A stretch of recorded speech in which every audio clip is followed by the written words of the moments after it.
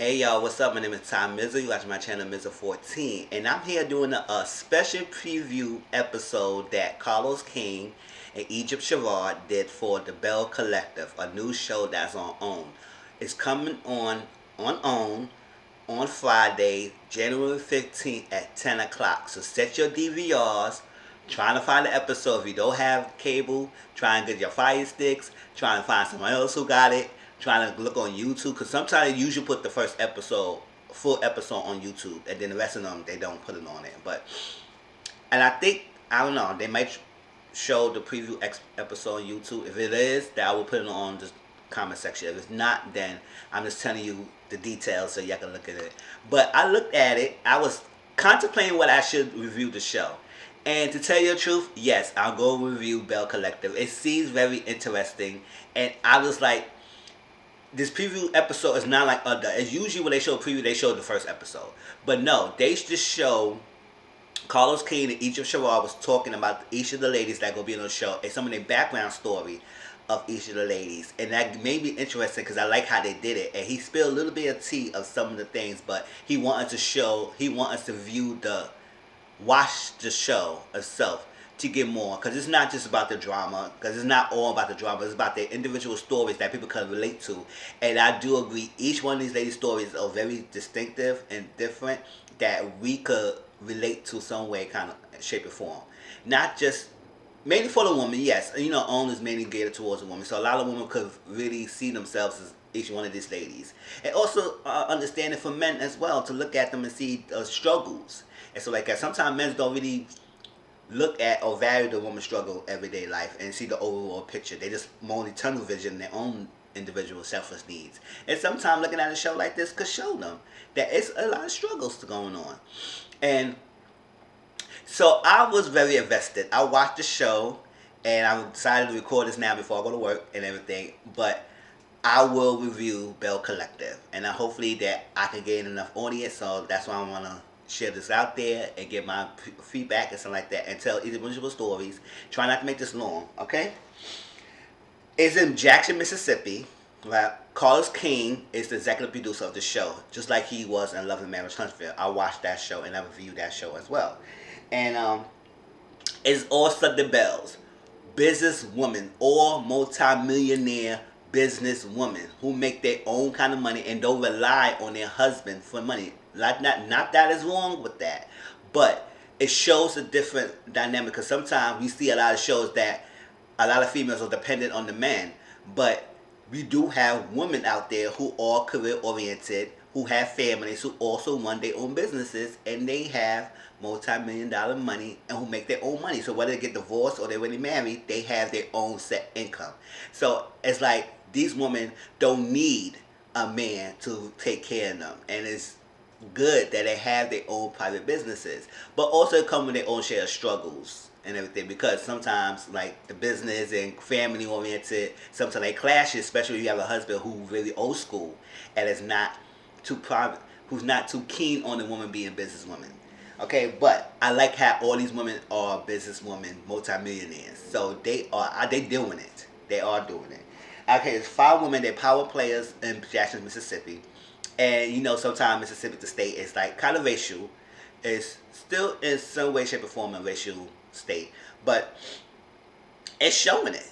It's just not just the drama. It shows the political background, the issues that's going on, the stuff that plagues the state.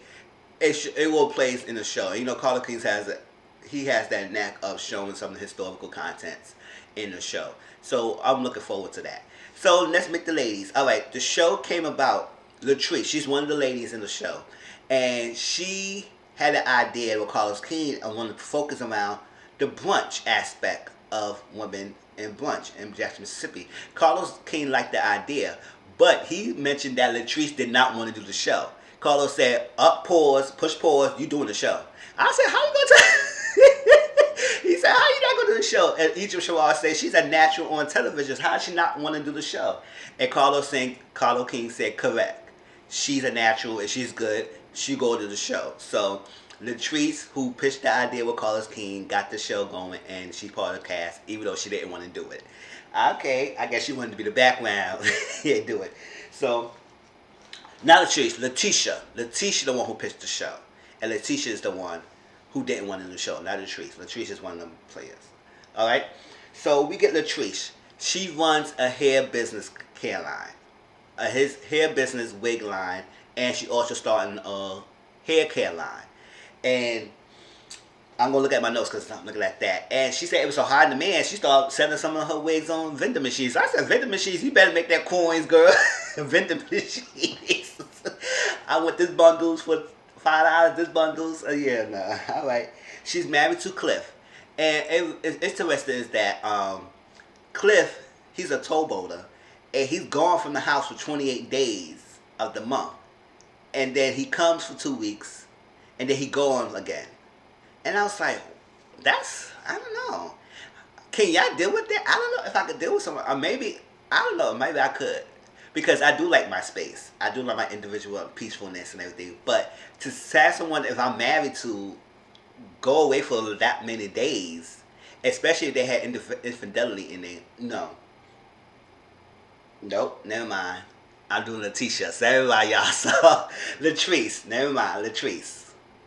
Push back. Latrice won the hair care line and hair business. She started selling hair in the back of her truck, and it became so popular that people started forming line to get her hair products. So she started to have her own shop, and then she is married to an older man, 20 years older, 20 years her senior. So he's 20 years older than her. They'll be dating for 10 years. They'll be married for 5. So you know that dynamic with the older, younger lady and the older man. I mean, Cliff look a nice looking guy. I was like, oh, he's good looking, daddy. Oh, she called him Zaddy. I said, Daddy, what the hell going on with me?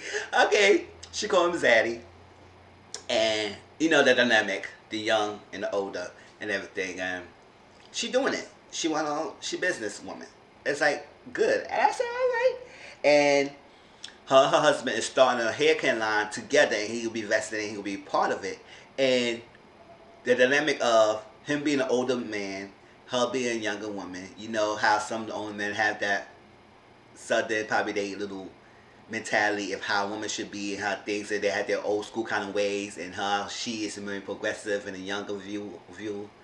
And it will be interesting to see that dynamic. And, you know, a lot of women date older men, marry older men, and everything. A lot of older men date younger women. It kind of like that. And he makes money, she make money. They bosses, they good. And he made a comment when they had a photo shoot that a lot of the ladies lips are too big, injection.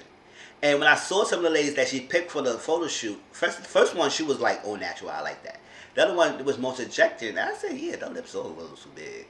And she said she say things that make her feel a little less than a little. And I do understand, because a lot of older men does talk down to the females, so trying to control them and try and change them and stuff like that. But you marry these young women, so if you got like that, I could tell he might talk down to her or something and make her feel less than a woman.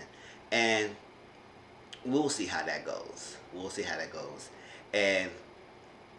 But I kind of agree. It's the natural, all that stuff. You want to pick women that's all shape or form and shape sizes and stuff like that for the photo shoot for your hair care line. You just don't want to get all women who superficial with their looks and everything. I don't know. That's their bodies and everything. But the 2 ladies that they use, you could tell they was injecting really heavy in their lips. And I said, oh, that's not natural. And a lot of ladies who look into it and want to see that, I said, that's not me. That's not something I want to aspire to be, or something like that. And that stuff. So we'll see how that goes. Now, I was mixing Letitia and Latrice, but they all totally different. But Latrice is the one with the hair care line with the older man. Letitia is the one I was talking about with the towboater. So Letitia, she is CEO of the National Brunch of Women, getting women together and showing them leaderships and empowering them, and especially young women, to be businesswomen and entrepreneurs. And she's the one who pitched the show with Carlos King, Letitia.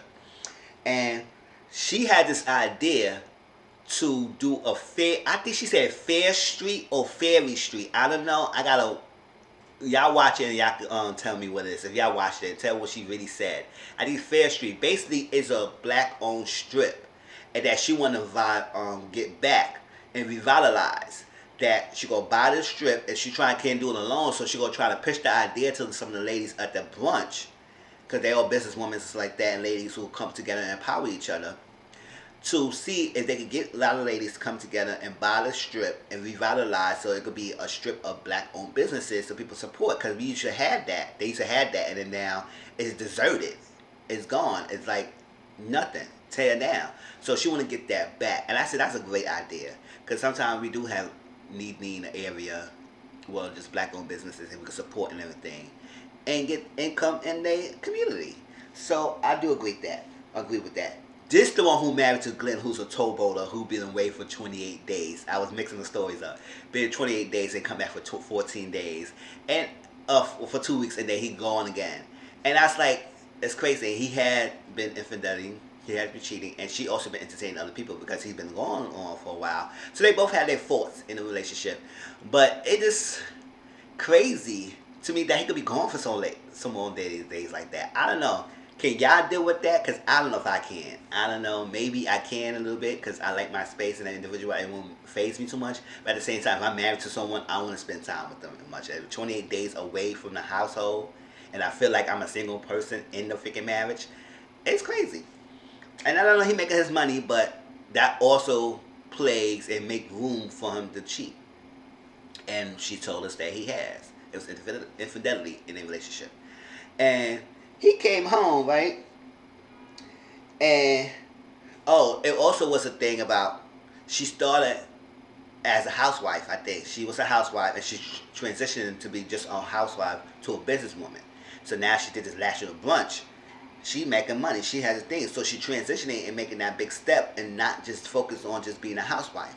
So I think he has the mentality and mindset that she started off as this, and now I will see how this goes. It's like some men sometimes can't handle the woman just staying at home, and now she's making money herself and making multi-million dollars. Is a problem. Because it was a funny scene they showed. It's like he coming home complaining that there's no yams in the kitchen, no yams in the bedroom. I say yams. They was laughing. Egypt Sherrod and Carlos Clean was laughing. I was laughing too. I said, how the hell you gonna buck over yams? Boy, you better go in the kitchen and make your own yams. You better make some sandwich. It's some ham. It's some cheese sandwiches. You better, what's wrong with your two hands?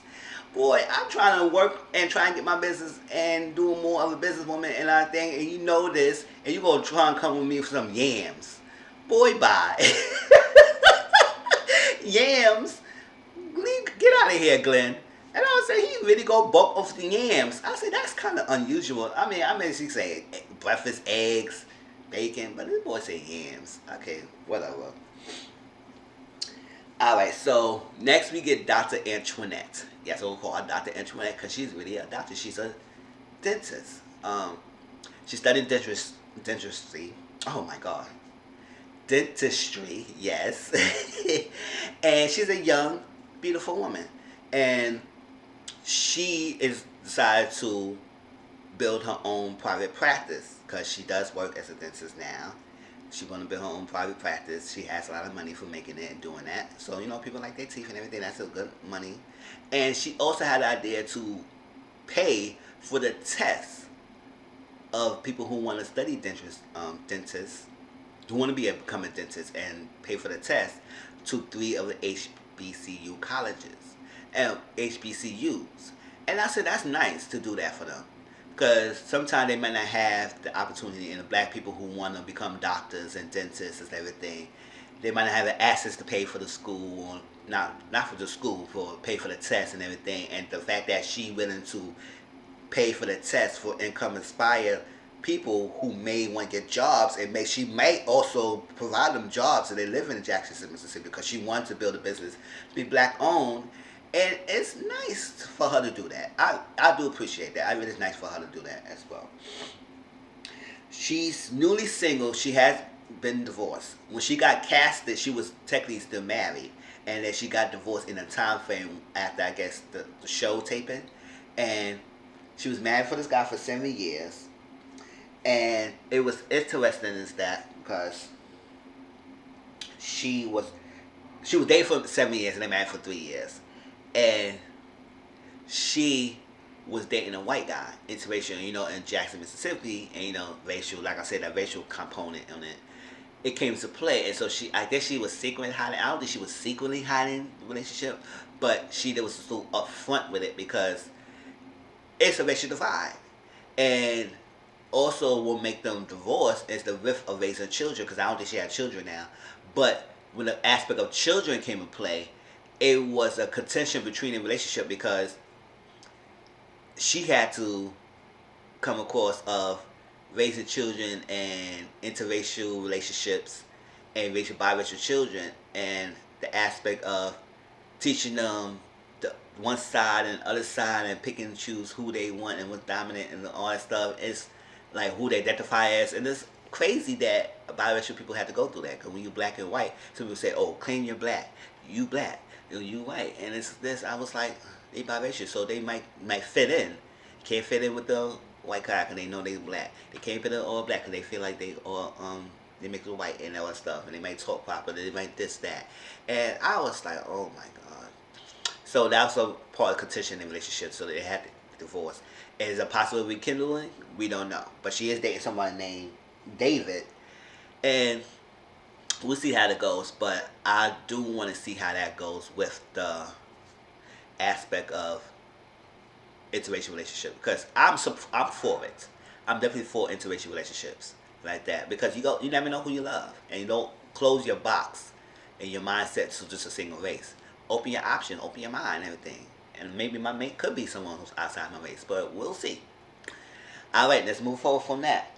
Marie, and we find out Latrice and Marie will butt heads a lot in this season, so I'm looking forward to that. And they did show a clip when Marie said, "This I went to your store. This is the hair I bought." She said, "No, you didn't get that hair from me." And she said, "No, I went to your store. This is the hair. If this is the store you giving, you're not giving much." I said, "Ooh, ooh." I was like, "You better." All right, so Marie is the first black woman in the state of Jackson, Mississippi, and the first black woman to open a mental health facility for youth, children, and adults, and that is very applaudable, commendable. It's very a successful business, and it's also interesting and congratulatory to either do something like that because the black-owned community sometimes we do need that. We hide our issues. We bury our pain, our anger, and then we sometimes when we have our sources out there, we don't go out to get help or counseling or therapy. But I think maybe because a lot of therapists can't relate to us. So have a black-owned business or a woman who shows that mental health is just as important and getting healthy and have that resources out there and provided for you for all age bracket and income is helpful, and I appreciate her doing that. And she is making a million killing, and I kind of agree that she could because there's a lot of us who go through a lot of issues that we need to talk out, and we need a professional to talk with. And the fact that she is providing the services in that state when you go through racial tensions, you go through interracial stuff, you go through a lot of things, you go through many obstacles, especially in Jackson, Mississippi, when it's got historical content of hardships and top of family issues dynamics. The fact that she providing that services in that state is very commendable. I appreciate that. And now, she's married to a guy named Cedric. She went the whole roller coaster with him. She got married to him. She divorced him. She married again with him. And I said, okay. They got 4 children. A 20 years old named Jerez, 2 teenage boys, and a young daughter. And not only is she taking care of her 4 children, she also taking care of 3 grandbabies, all by Jerez, that 21 years old boy, and the baby mamas. I said, what, Marie? You do all of that? And the businesswoman? Oh my gosh, I could tell she have a lot on her plate. I could tell she have a lot on her plate for her to go through all that. I said, first of all, that Jerez is 21 years old. What is he doing in his life that he can't take care of his own kids? And the fact that he got 3 kids at 21 years old, 3 kids at that age, and you take care of him. I don't know what made him sit down, lay down, and have these kids And I know, I'm sure she loved her grandchildren. But this fact at the same time that she had to take care of the grandchildren, him, while he's still a child himself. I mean, he's an adult now. But still taking care of him. And he got 3 children, and she taking care of that with a husband. And we find out her husband, he don't come home at night and don't tell her anything. And then we find out recently that in the episode, I don't know when it gonna show, that he went to Aruba for 3 something weeks. And that's it. It just go up and leave to Aruba. I said, what the hell you going? Like, what is he doing?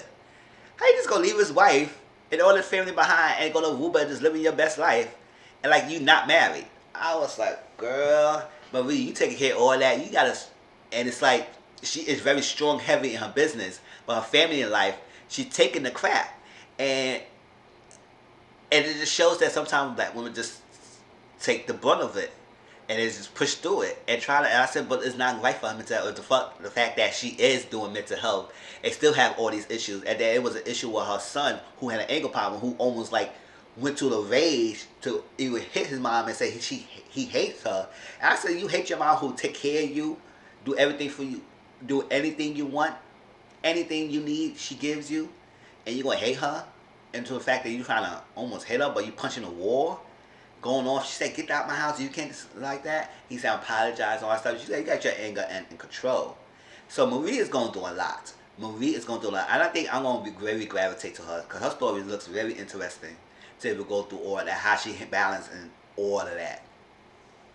And then lastly is Tambra Cherie.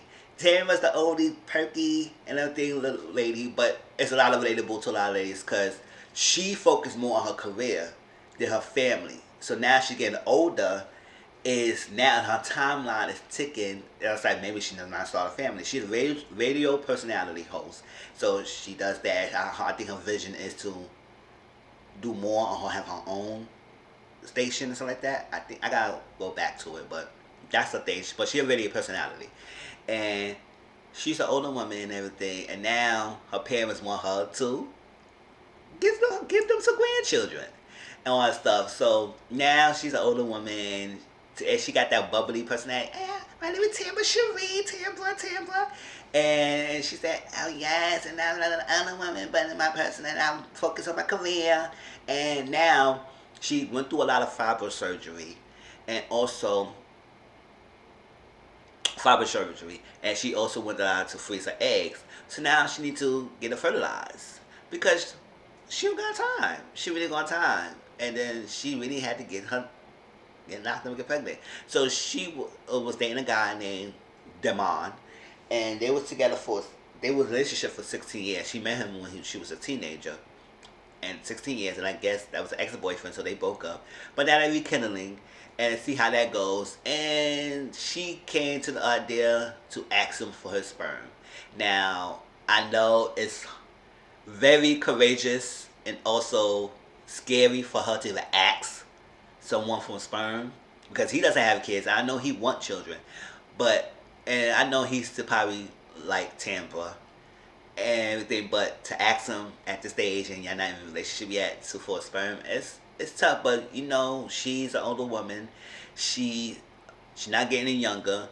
She needs to carry. She needs to do this. She wants the family now. She made a mistake to focus so much on the career that now it's a tick of time bomb to get a family started. And that's why I say a lot of people could relate. A lot of women could relate to a story because a lot of women focus a lot on their career. And now when they get in this time when they got to start family, can it be too late? It's never too late, but you know, it's harder to start a family. So that's what her stage right now. She gonna continue her business, but at the same time she wants to start a family.